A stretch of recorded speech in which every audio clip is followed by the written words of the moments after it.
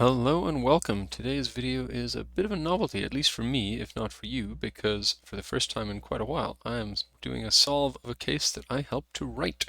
This is one of the cases from the semi-finals of FMWC Brazil that I co-wrote with Klinsmann, who's one of the organizers of the tournament. So, obviously it's been translated into Portuguese since then, but the case was called Sopa de Letrinhas, which is alphabet soup. And we've got a cool little crossword here with Clin, Dim, FMWC. And then we dive on in. So I'm just going to go straight to the levels first. I'll do bonuses at the end. All right, so it's asking how many times does this character appear in this text? And we want, this is saying we should differentiate upper and lower case. So a lowercase a and an uppercase a are not the same character. I put this one first because with my usual trick, which let me just show you A, B, A, B, my usual trick for counting how many times a thing occurs in a letter is to say len of this minus len. Ugh, my tab is still working slowly and it's killing me. Then substitute this, let's say A to blank. It says there's only one, and that's because substitute is case sensitive. And so in my head, knowing that the kind of quote-unquote standard technique for this is something that is case sensitive, this was the easier version of the question. But then when I saw the way Klinsmann approached it, so level 2 is the same question, but now case insensitive. But when I saw Klinsmann's approach, he had done it a different way, and it was harder. This level was harder. So I don't know. Depends on how you do it. I should mention I shared all of my custom lambdas a couple of videos back, and I'm going to be making use of those today. I've got them all preloaded in here, of whichever ones I can at least. And one that I do have, I know, is called count awk, I think. Yes, count awk, which is in the string. How many times does the substring occur, which just is a lambda for that exact len substitute trick that I just showed you. So that's level 1, nice and easy. Like I said, level 2 is the same thing, except now we're interested in case insensitive. So one easy way to do that is to do count awk again, but we'll just do lower of this and counting occurrences of lower of this. Okay, so level 3. In this level, oh yeah, we're interested in vowels versus consonants. And we're not differentiating upper and lower case, so an A and an A are the same. So for each blob of text,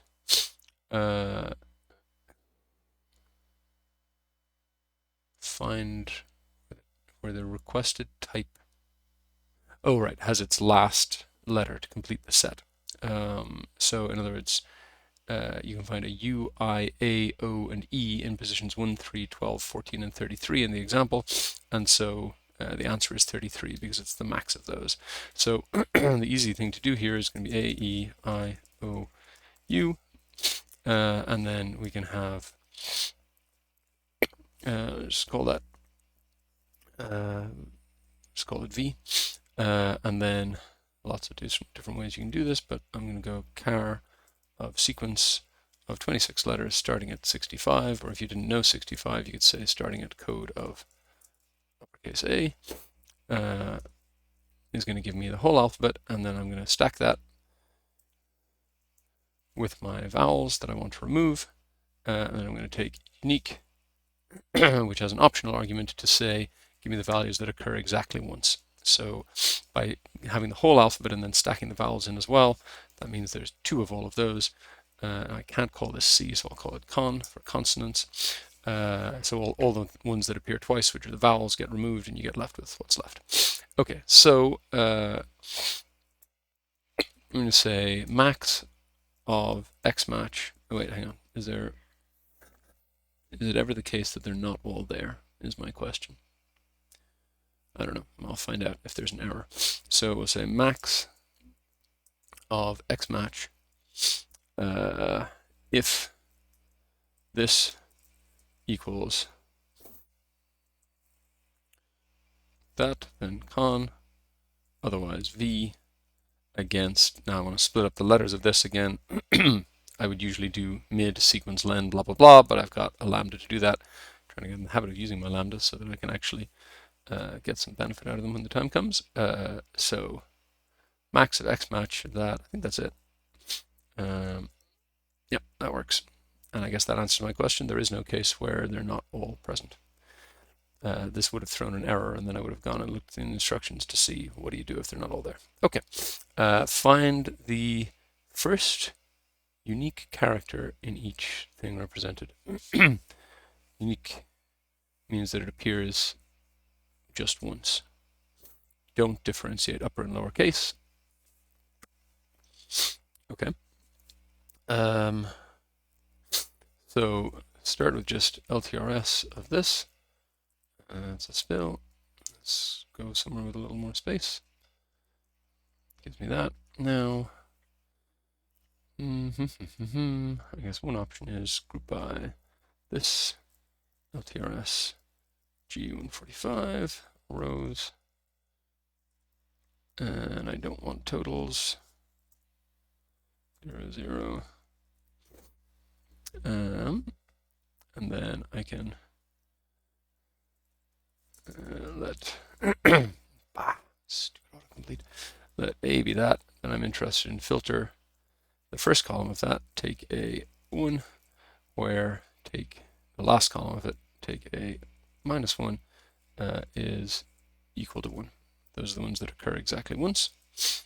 These are going to be my one-time letters, and I guess really I should just have named this all letters, and then we'll come out and give this variable name. All letters is going to be that, and A is a terrible name, so let's give it a real name. Whatever, LTR CNTS, so the letter counts. And get this out of the way. There we go.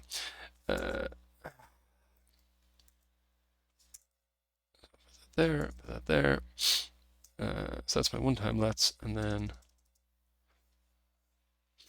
I guess I'm going to say sort by one-time lets x match one-time lets against all letters,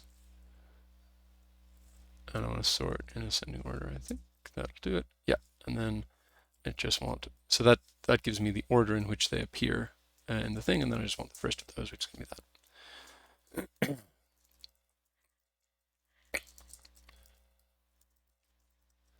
And that works. Okay. Oh, and look.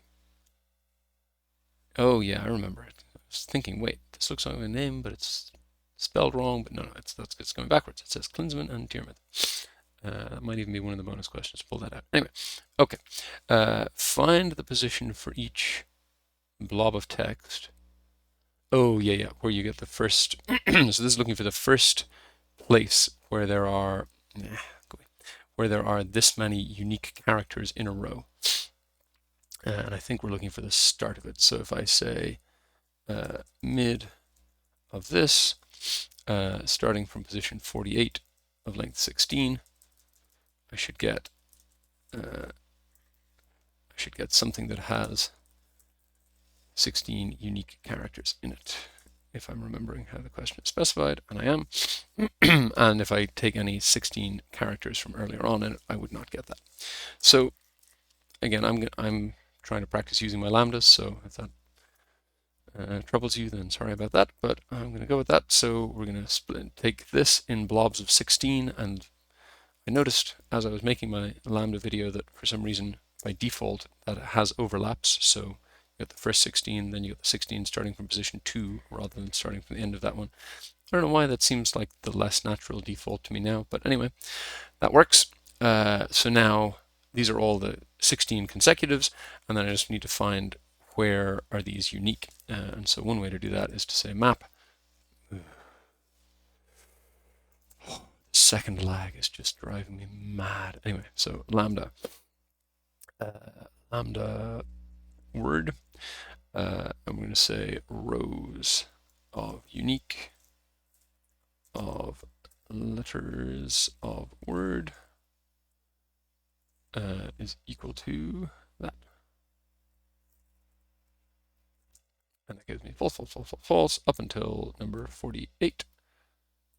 Right here, almost at the end, where I get true. So yeah, I think that's fine. I just want to X match true against that. And that's my 48. And I'll bring that over in here. And that's good. Okay. Next level. In what position? Oh yeah. So in what position do we complete the nth pair of upper and lowercase letters? So for example, the second. So let's see here, we've got an upper and lowercase d, and we've got an upper and lowercase u. So the first place where both of those are complete is 6 characters in. Okay, so I think the way to do this is first we'll go letters, and then we will go code, because this is one of the easiest ways to deal with case sensitivity is just convert everything to ASCII codes, because then the upper and lowercase letters are different. Then, so this is, sorry, let all letters be this, and then I want pairs, and my pairs are going to be, it's going to be 65 or 64. 65 is the first uppercase letter code. And again, let's just do it like you didn't know the codes off by heart, because normal people don't. So we'll say code of A and code of A. So that's the starting number plus sequence 26, comma, comma, start at 0. And let's just show me pairs. And I guess to show that that's actually working, show me convert those back into characters, and you see you get upper and lowercase a, upper and lowercase b, and so on down through the whole alphabet. So now what I'm interested in is, first I'm going to X match pairs, which again are back to just being the number codes, against all letters. And there'll be some errors, so I guess we can just say if error, let's just say some large number. So then I want to find, for each row, I want to find at what position it is first complete. So we'll say by row max. And that says, okay, this is complete at 10,000. In other words, not complete, not complete. This is complete at position 44, complete at position 4. And then we're just interested in the second one of those. So I want small of all that stuff. And that's my 6. And I don't have to worry. There will never be 2 pairs that complete at the same position, because the nth letter can only be... Oh, whoops. Sorry. So yes, here I'm interested in 2, but more generally I'm interested in the nth. So fix that. Sorry, I was starting to say just that small can have different behavior depending on whether there are multiple matches possible. But in this case, whatever, the 35th letter can only complete one pair because it is only one letter. So the values, the pairs that complete will all complete at different letter numbers. Okay, so level 7. This is a fun one. It is heavily inspired by an Advent of Code challenge from a few years back. Oops, come back down. Okay, so it's about balancing brackets. So we've got 3 different kinds of whatever you call these, depending on where you grew up. I grew up calling these brackets. Now I call them parentheses. I think I call these braces, and I don't know what the heck I call these things. Set brackets, I guess, but I'm sure they have a better name than that. Anyway, so we have 3 different kinds of containers. And the idea is that you've got a blob of containers that could be a valid set of nested brackets or not. And you have to find if they at any point stop being a valid set of nested brackets. So here, for example, you got an opening bracket of one kind, an opening bracket of another kind, an opening of a third, an opening of a fourth, an opening of a fifth. Then you have a closing that doesn't match the most recent opening. So that breaks, because for this to be a valid nested set, if you want to close here, you'd have to close the last thing that opened. And so you close the wrong thing, and so it breaks in position 6. And so I guess as a way of making sure that you knew both where it broke and what it broke on, you have to return the position number in which it breaks contained in the kind of brackets that it's for. So first thing I'm going to do, obviously enough, is just do one of each type of bracket. One set of opening and one set of closing, because it's important that these match with each other. So I'll call these OP for opening and CL for closing. Now, if you stop and think about this for a minute, how can this break? Well, the answer is that an opening bracket can never break it, because you could always nest another layer deeper. So it will always be broken by a closing bracket, and it will always be broken by a closing bracket that does not match what it most recently should. So like here, this opened and then this closes, but it won't always be something that doesn't match the thing right next to it, because for example, this could have opened and closed, and then this could be closing, and that would actually work because it's matching up against this one.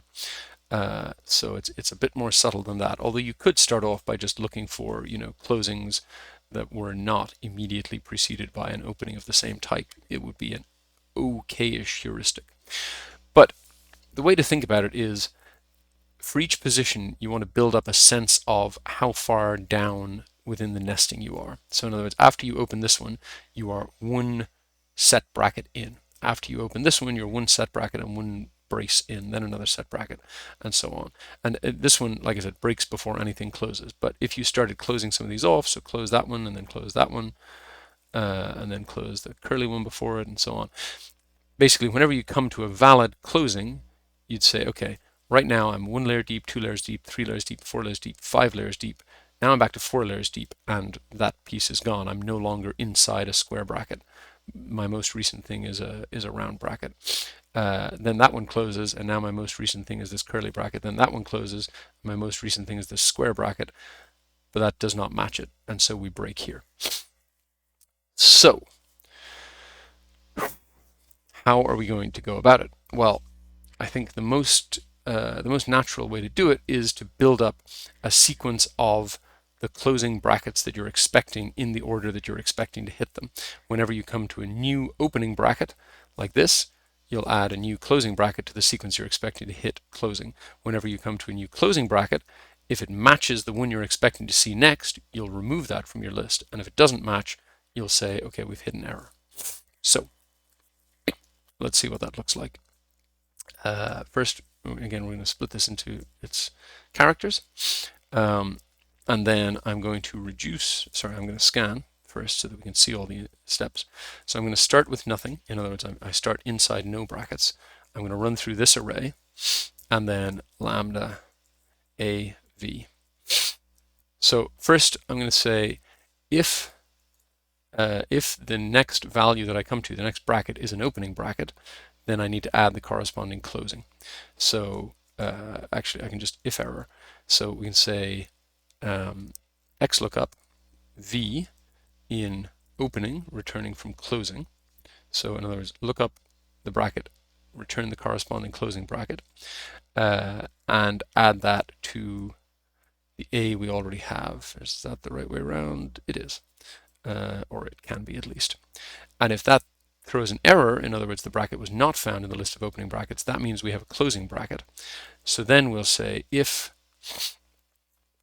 so I'm adding the new thing to the start. So the left-hand side of the chain is going to be my most recently opened brackets. And I'm adding the closing one that I'm expecting. So if there's a closing, then I expect it to be the first character of my previous string. So I'm going to say if left of A equals V, then mid A 2, sorry, mid A, yes, starting from 2, len of A minus 1. So in other words, if I have a closing bracket that is the first closing bracket I was expecting, then just remove that from my stack of closing brackets to come. Otherwise, throw an error, which I'll just do as E for now, and I think that'll work, but let's just take a look at what that does. So here, we've opened up one bracket, one curly, so I'm expecting one curly close. Now we're 2 layers in, and the second one is a brace, so I'm expecting a closing brace. Then we open, open, open, and here I'm expecting a closing square bracket, but I get a closing curly bracket, so it throws an error. And after that, it can continue building. It doesn't really matter because I'm just interested in the first error. Okay, so that is basically working now. So we just need to run over this array. Then we're going to let errnum be xmatch e against all that stuff. We'll have to consider in a minute what we do if there is no error, but I'm not sure that ever happens. So then I'm interested in,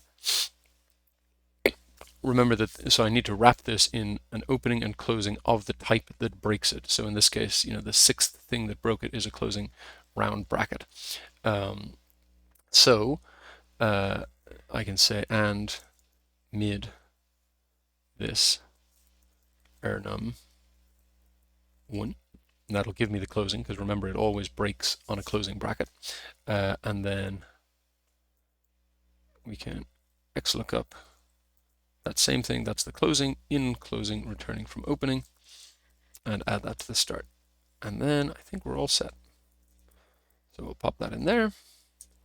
I realized that one probably took me about as long as all the others put together, but it was meant to be a hard question. And I think it lived up to that. All right, so let's go do the bonuses. What is the total letters, upper and lowercase, considering all the text blobs from levels 1 to 7, ignoring examples? So are all the text blobs in the same column? Looks, oh, no, these ones are not. Ooh, what did I just do? Let's unmerge and then cut and paste. Okay, now that's in the same column, and that's in the same column, that's in the same column. Okay, so I guess the last question is what's our last level number, and it's 130. Okay, so let's come up here. Let's do sequence one. Sequence pause tab 130. Then we'll xlookup pause tab this in here, B to B, returning from H to H. Okay, so the first question was just how many letters? I think these only contain letters. Oh, hang on. Sorry, the last level must not be in the right place. Oh, right, it's because the last one does not contain any letters. So fine. I guess I'll just have it stop at 110.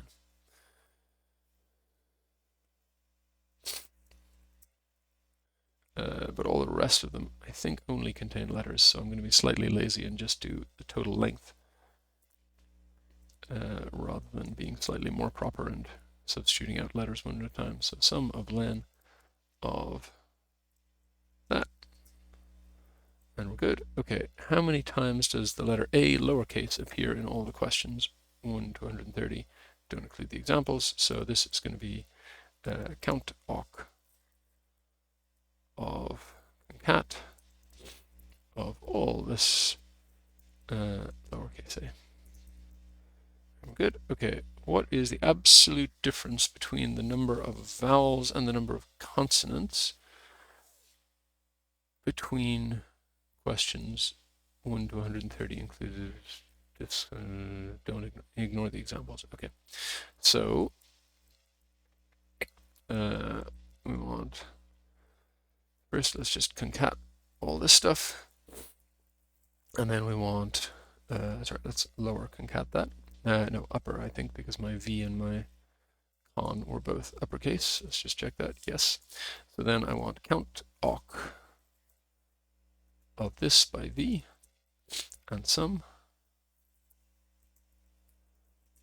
And I want count awk of this by con and also sum. And then I want the absolute value of the difference. You need absolute, there's obviously going to be more consonants than vowels, but whatever. And we'll drop that in. Okay.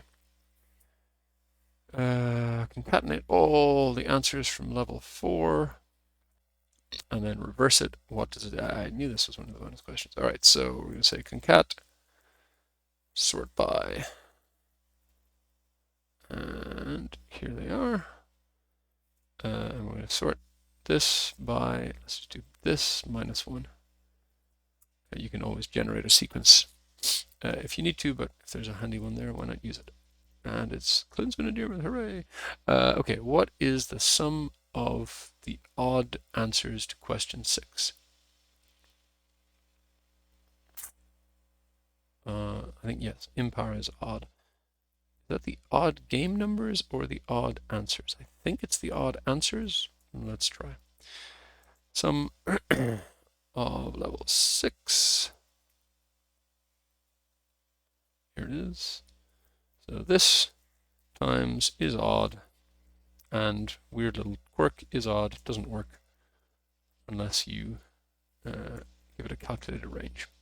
All right, and that is it.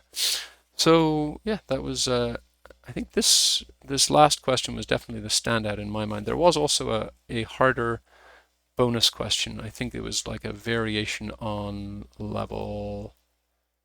Where? It's a variation on this level, which asked you to find the longest string of unique characters from some, giant thing with 1,000 characters. But if you had that level working in a sort of dynamic way, then it was just a case of, try 10, try 20, okay, it's broken, try 15, etc. Like when you only had to do one, it was easy enough to manually find the biggest value. Yeah, this like I said, first time I've written a case in a long time, and it was a lot of fun, and fun to solve it as well. It's going to be a busy week. So this is going out, I'm recording it Tuesday night, it's going out Wednesday morning. Thursday is going to be the last round of the Road to Las Vegas, and I'll post my solve of that at some point not long after the fact. And then Saturday is going to be the qualifier round for the XL World Championships, and I'm going to be on the live stream for that, hopefully by that point well trained with all my lambdas and using them like there's no tomorrow. So yeah, come watch me there. And that's all I got for today. Thanks for watching. See you next time.